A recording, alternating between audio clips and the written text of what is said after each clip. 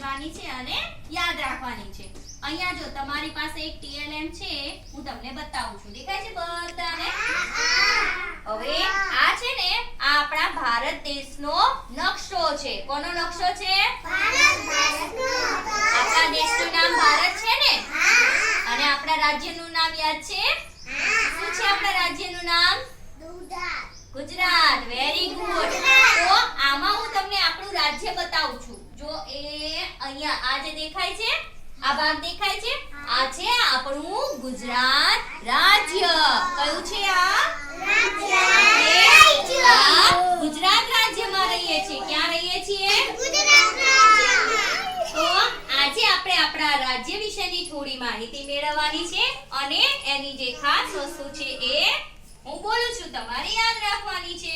બરોબર? ચલો અહીંયા જે TLM છે ને, જો સૌથી પહેલા તો આ છે ને આપણા દેશનો ઝંડો છે. શું છે? આ આપણું રાષ્ટ્રીય પ્રતીક છે, આપણો રાષ્ટ્રધ્વજ. એમાં કેટલા રંગો છે? 3 રંગો. સૌથી ઉપર આવશે કેસરી, સૌથી નીચે કયો દેખાય છે? લીલો. અને વચ્ચે કયો છે? સફેદ. ધોળો સફેદ રંગ. અને વચ્ચે જે દેખાય છે ને એને કહેવાય અશોક ચક્ર. Very good. જીએનસી માટે ક્લેપ કરી દો. અશોક ચક્ર કહેવાય. શું કહેવાય? અશોક ચક્ર. ચલો તો આ છે આપણો રાષ્ટ્રધ્વજ. પછી જો આ જે છે ને આ ઇમેજ, આ છે આપણા બાપુજી મહાત્મા ગાંધી. બરોબર? આપણા રાષ્ટ્રીય પિતા. ચલો હવે અહીંયા જો આને કોઈ ઓળખે છે? આ કેરી. શું છે? તો કેરી આપણું રાષ્ટ્રીય ફળ કહેવાય. શું કહેવાય?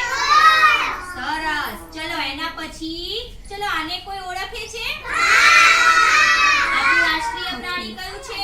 વાઘ. આપણું રાષ્ટ્રીય પ્રાણી કયું? આપણું રાષ્ટ્રીય પ્રાણી વાઘ. અને આપણું રાષ્ટ્રીય પક્ષી કયું? મોર. જો આ છે ને મોર, આપણું રાષ્ટ્રીય પક્ષી છે. પછી એ સિવાય આપણી રાષ્ટ્રીય રમત કહો તો કઈ છે?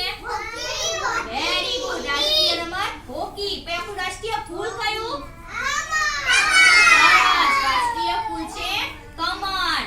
આપણી રાષ્ટ્રીય રમત હોકી. રાષ્ટ્રીય ફળ કેરી. રાષ્ટ્રીય ફૂલ કમળ. અને આ આપણા દેશના પ્રતીકો કહેવાય છે. બરોબર? ચલો મજા પડી આજે?